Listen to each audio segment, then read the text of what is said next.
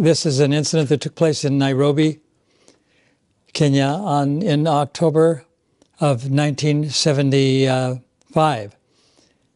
I don't know where in Nairobi it was. It probably was not in the temple, but I don't know where it was. And present in the room where they were talking, or the place where they were speaking, were Brahmananda and a number of guests from India, men and their wives. So one of the men asked Prabhupada if he could show his Vishwarupa. And Prabhupada said, "You are saying that I am Krishna?" And that caused a lot of laughter in the room, mostly by devotees, I think. And then later on, the man asked again.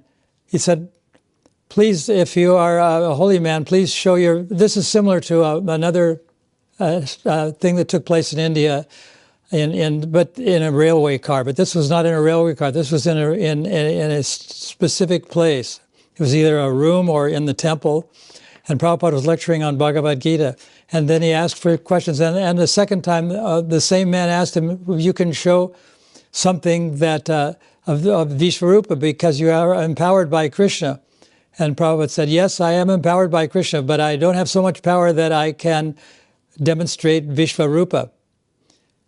So that means that you're asking a foolish question. That means that you are foolish. He was saying this to the man. He said, Prabhupada said that I have been given some power.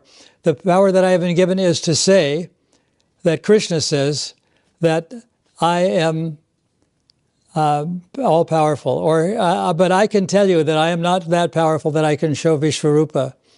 I can tell all the foolish people that I am not Krishna, that I am not Bhagavan. That much power he has given me. That power I have. Hare Krishna.